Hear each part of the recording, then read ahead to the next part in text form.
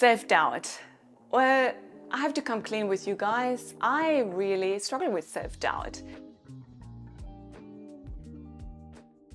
Even right now, at 42 years old, sitting in front of a camera, talking about what I feel really passionate about, which is how our mind works and how our bodies work, I do get self-doubt.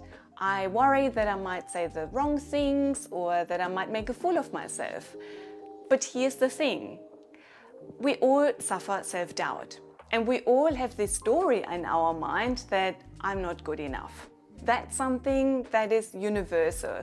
No matter where you're from, how old you are, or what you do for a living, self-doubt is universal.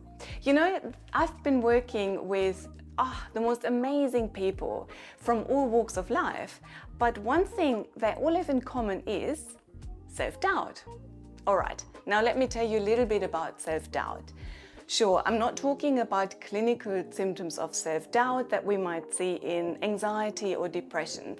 What I'm talking today about is that everyday level of, oh, I'm not good enough, or that person can do things so much better than I.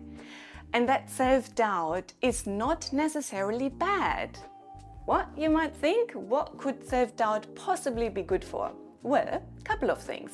Firstly, self-doubt can help me become more self-aware. It will keep me humble and it will help me really reflect on my skills and what I might need to learn or where I might need to improve. So, a healthy dose of self-doubt can be a real positive.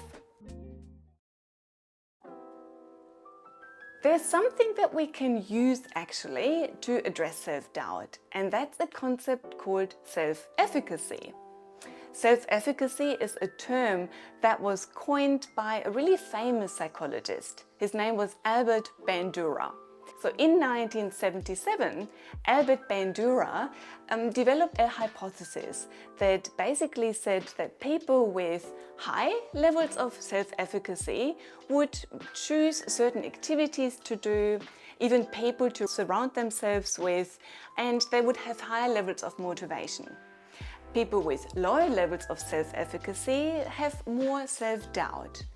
How can we utilize this knowledge? Well, let me give you an example.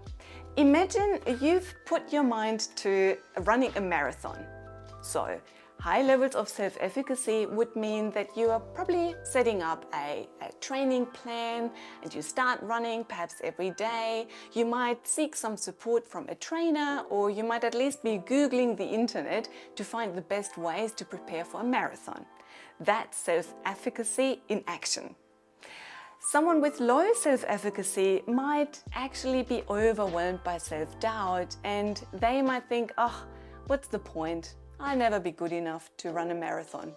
So, the upshot from that is that we can actually start applying that concept of self-efficacy when we address areas of learning.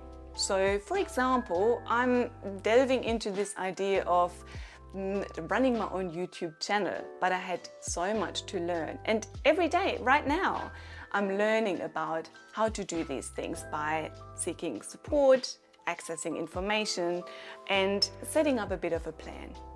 So next time you feel self-doubt, ask yourself, what can I do? What can I learn from this feeling, and what can I do to perhaps increase my self-efficacy?